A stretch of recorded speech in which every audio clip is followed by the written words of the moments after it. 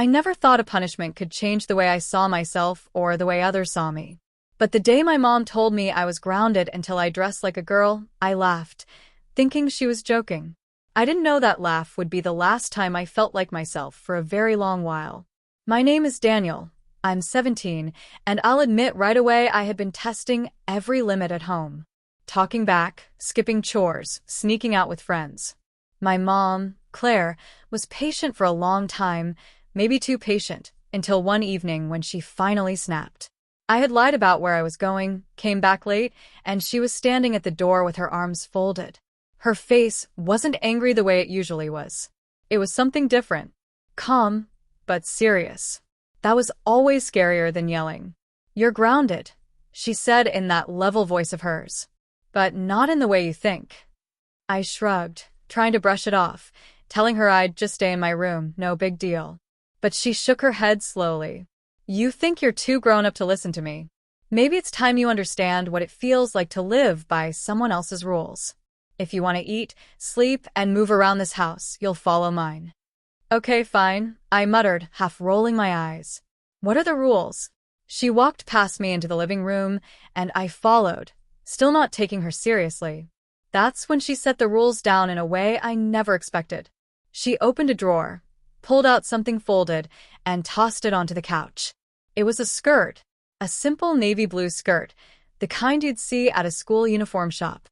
"You're grounded until you dress like a girl," she said flatly. "That's the rule."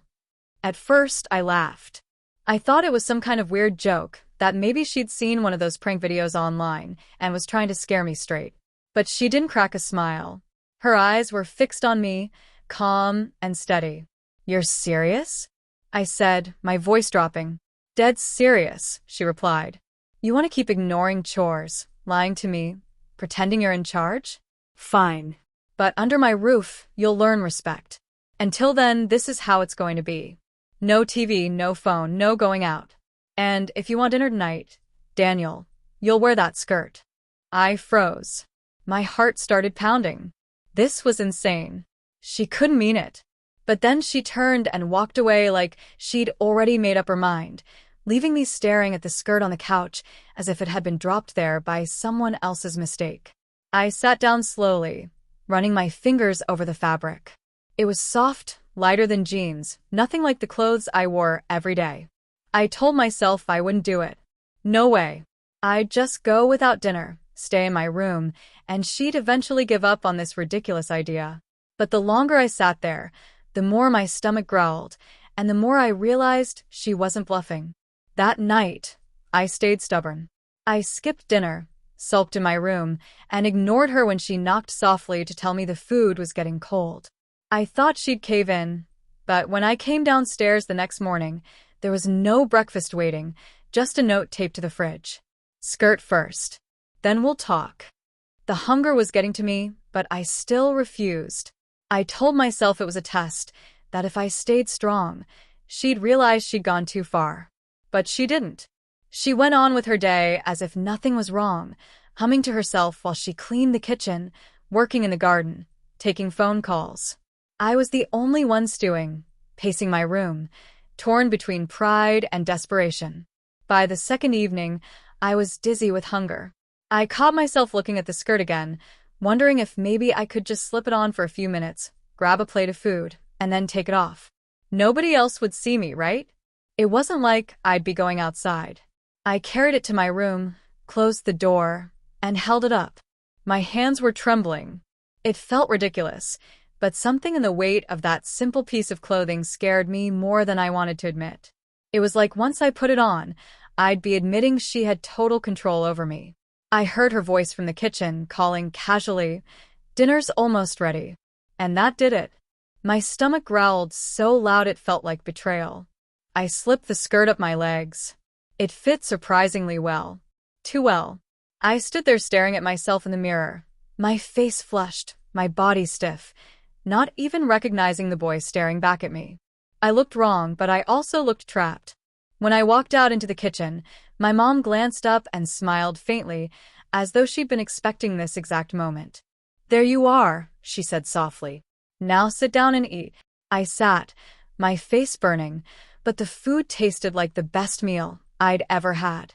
I wanted to hate her for pushing me into this, but part of me couldn't ignore the relief of finally eating after nearly 2 days of hunger.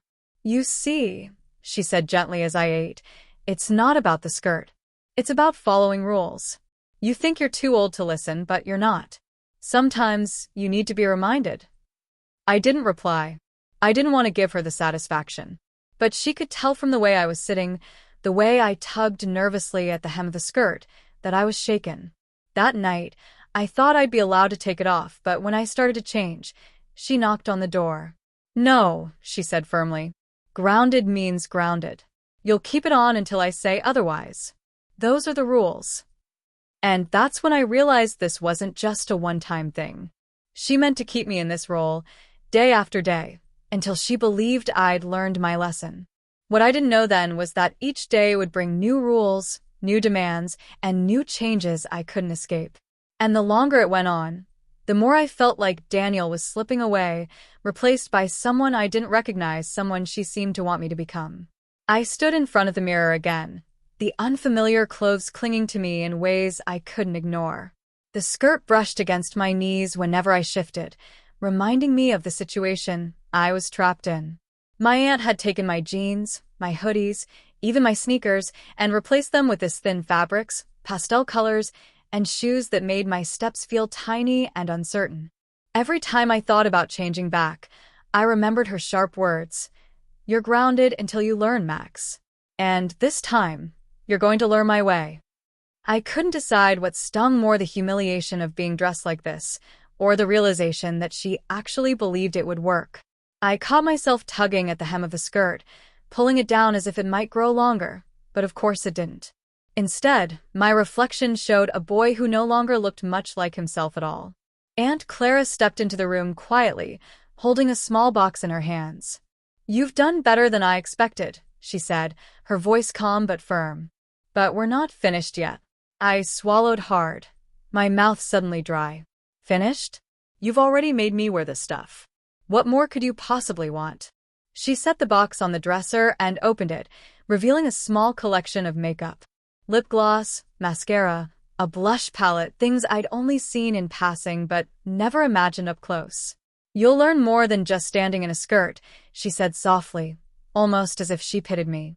"You'll learn what it means to carry yourself differently, to be careful, to be patient, to take pride in how you present yourself." I felt my chest tighten. "No. No way. This is going too far." Her eyes hardened. "You think your punishment is negotiable? You think grounding means sitting in your room, wasting time, and ignoring the reasons you're here? No, Max.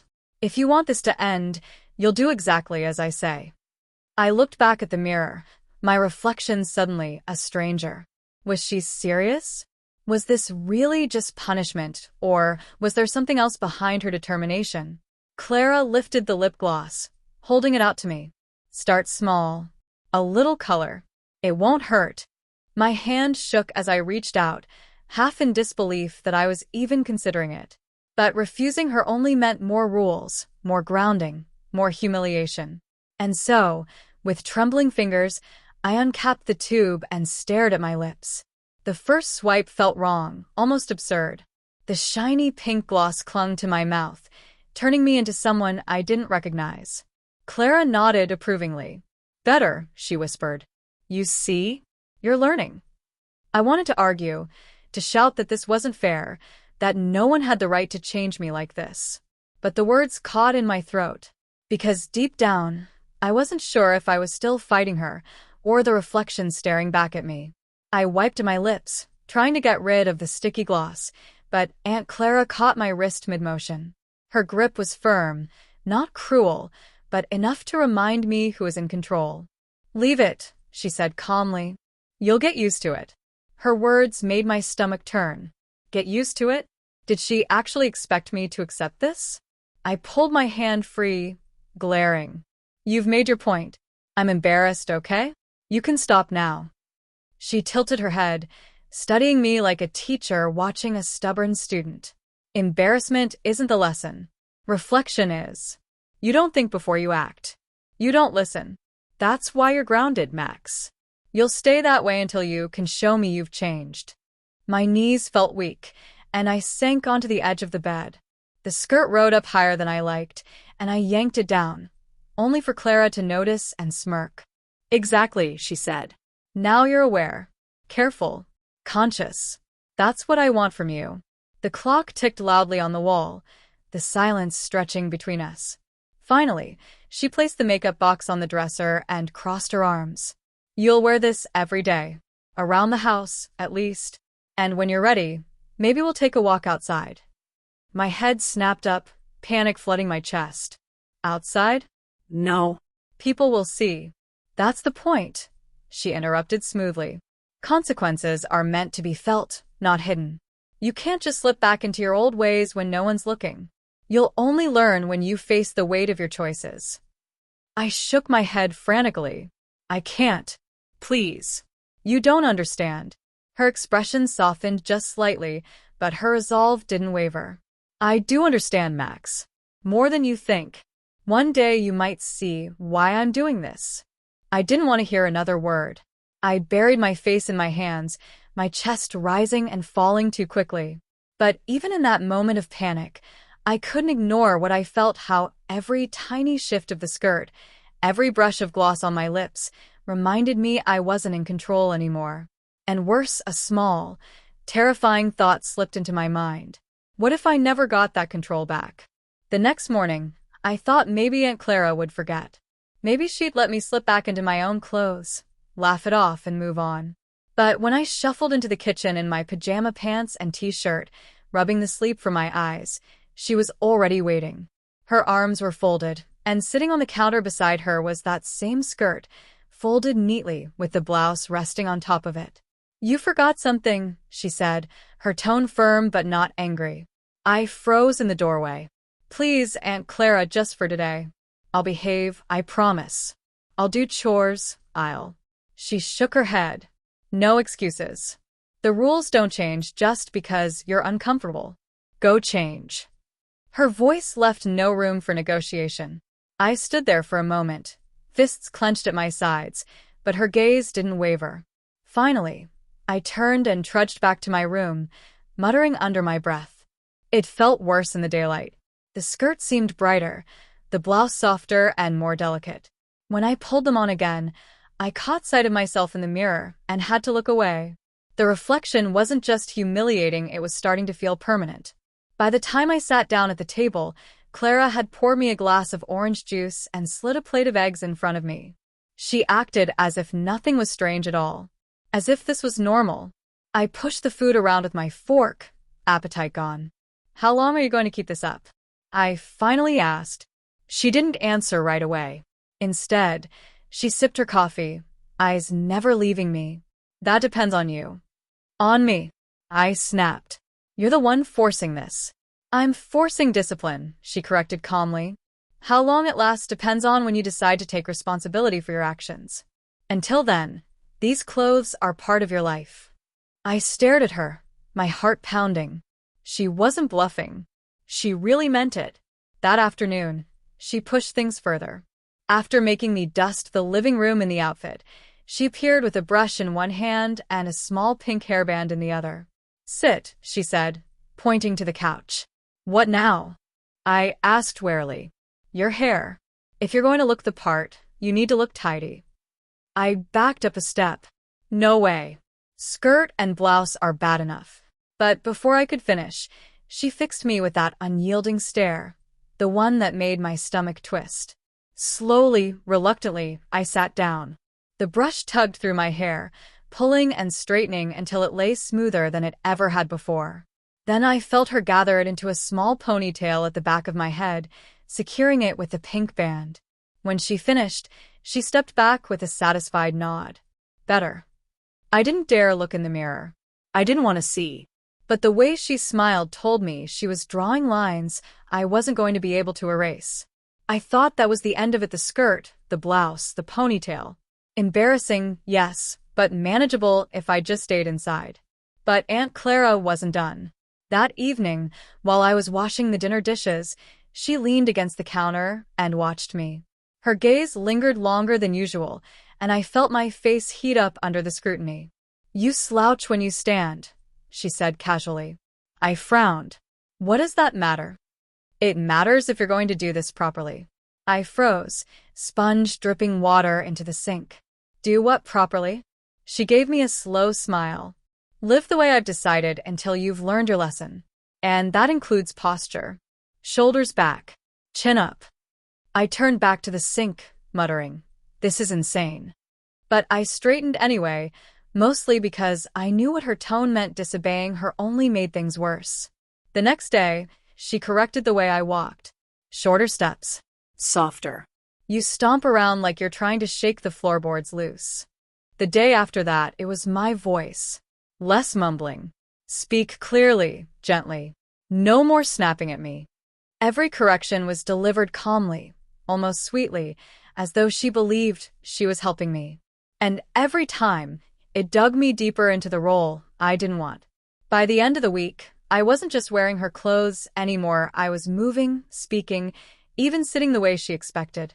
At dinner, when I shifted in my chair, she tapped the table. "Back straight. Hands folded in your lap when you're not eating."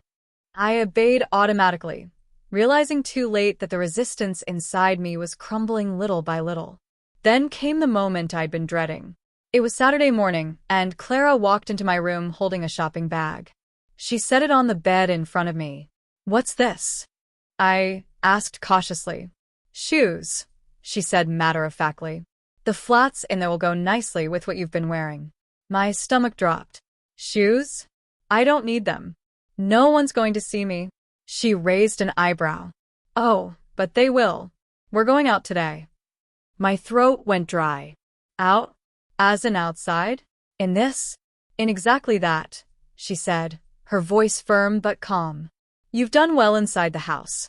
But the real test of discipline is carrying yourself properly in public." I shook my head, heart racing. "No. I can't. What if someone sees me? What if?" Her eyes narrowed. "You've had chance after chance to show me you could be responsible on your own terms. You failed. Now you follow mine.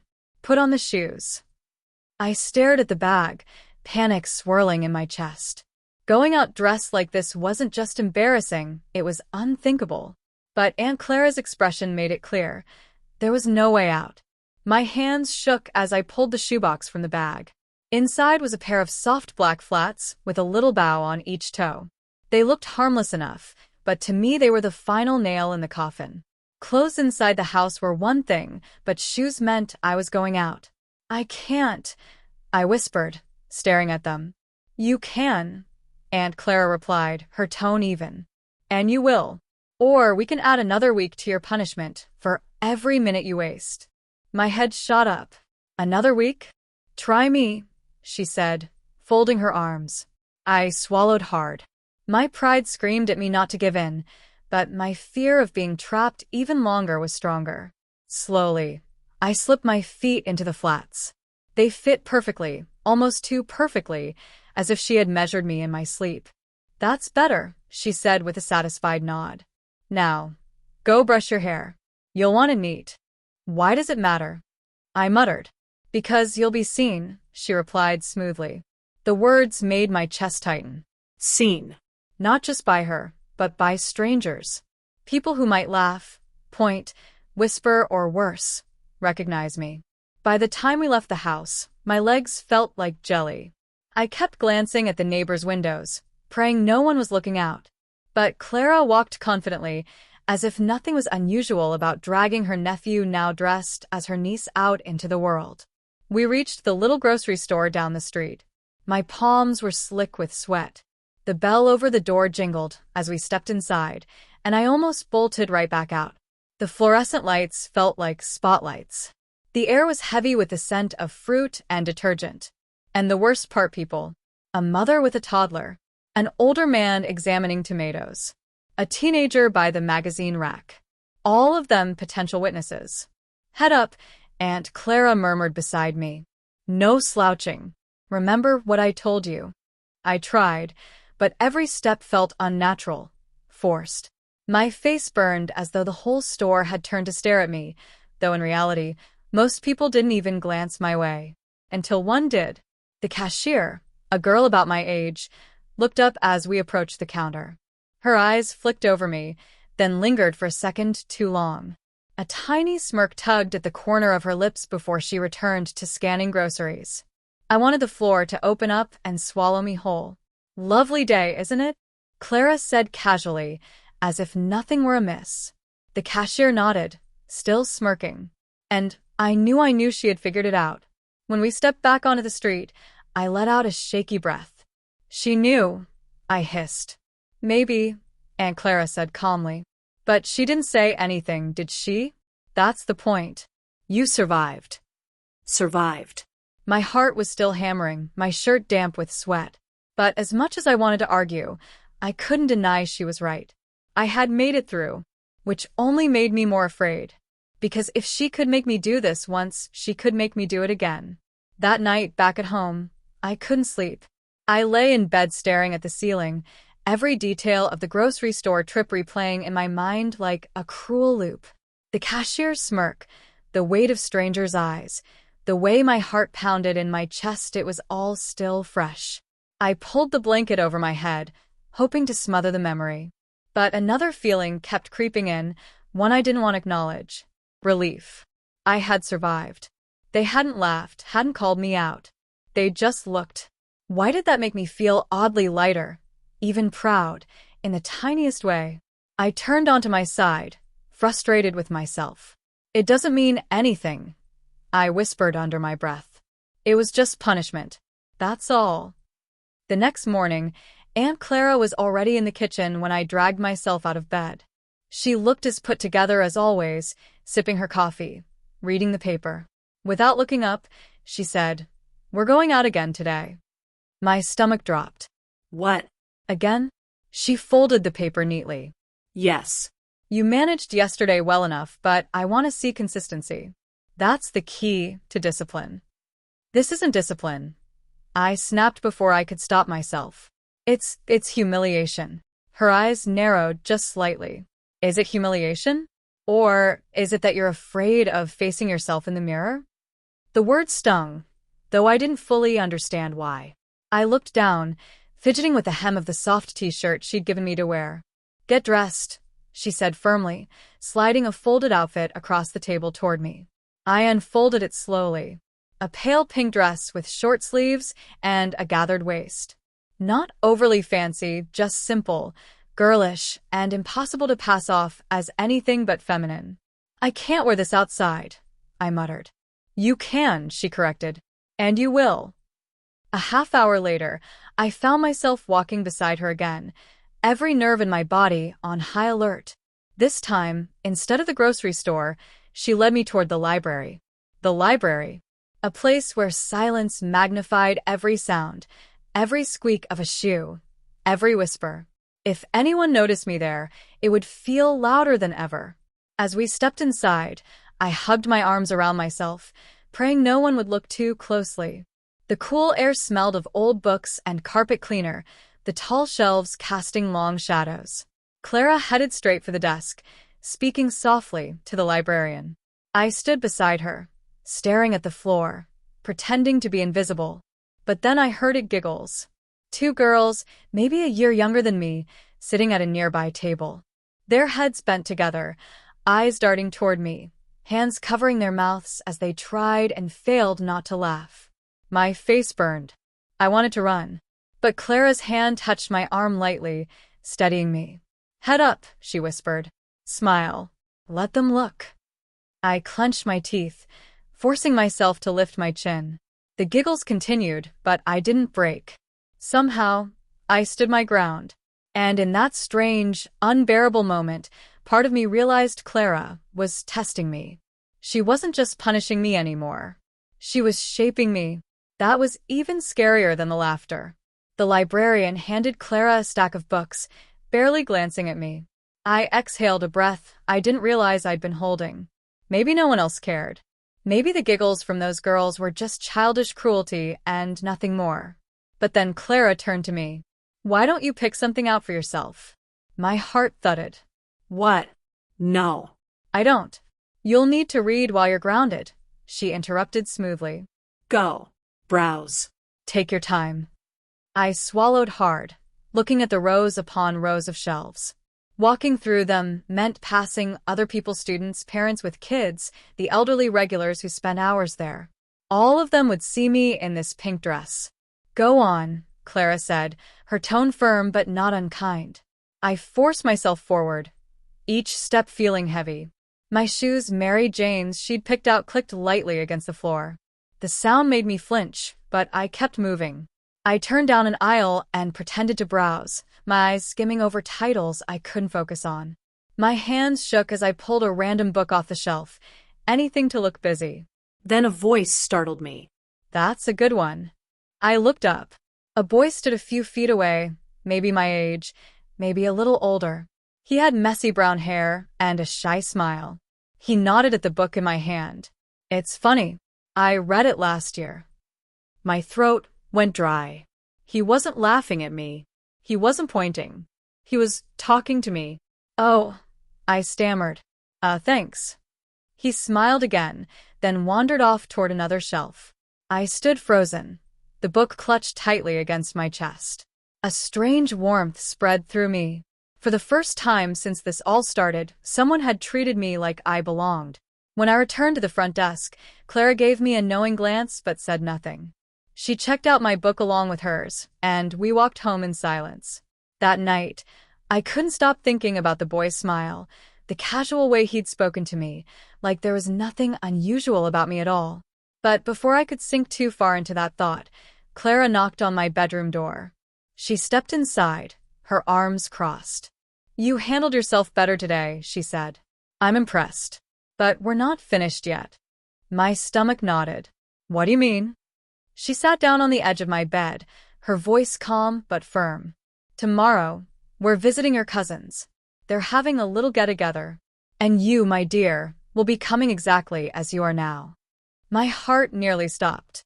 What? No. You can't make me. I can, she said evenly. And I will. Because hiding won't teach you anything. Facing family will. Family. The word echoed in my head like a curse. It was one thing to be seen by strangers I'd never meet again. But cousins? People who knew me? Who would never, ever let me forget. I felt trapped, cornered. And worst of all, I knew there was no way out. I barely slept that night.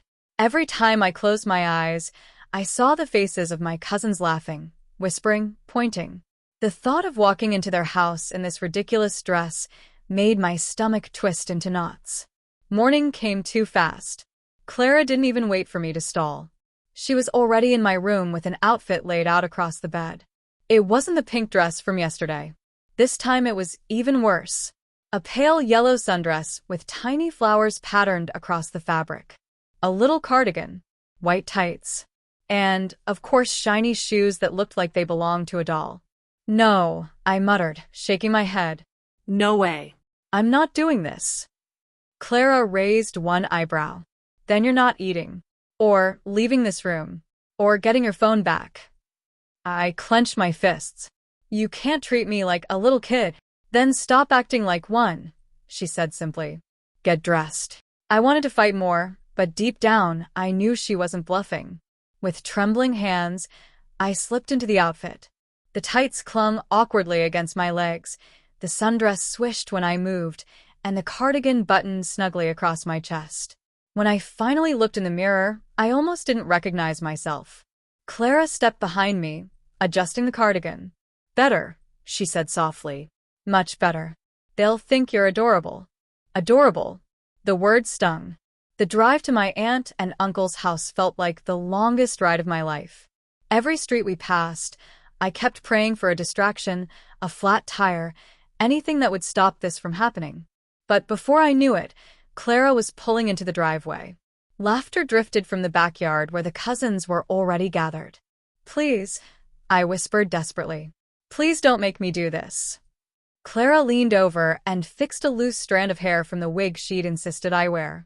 Her tone was calm but unyielding. You'll thank me one day. Now, smile. The back gate opened with a squeak, and suddenly, All eyes were on me. My cousin Jake squinted, his soda can halfway to his mouth. Wait, is that? The air grew thick with silence before it broke into gasps, giggles, and whispers. I wanted the ground to swallow me whole. And then someone shouted, "Why is he dressed like a girl?" My face burned hot, and Clara's hand pressed against my back, pushing me forward. "Because," she said with that same calm voice, "he's learning something important." I stood frozen, every cousin staring, waiting for the laughter to erupt. But instead my older cousin Megan stepped forward.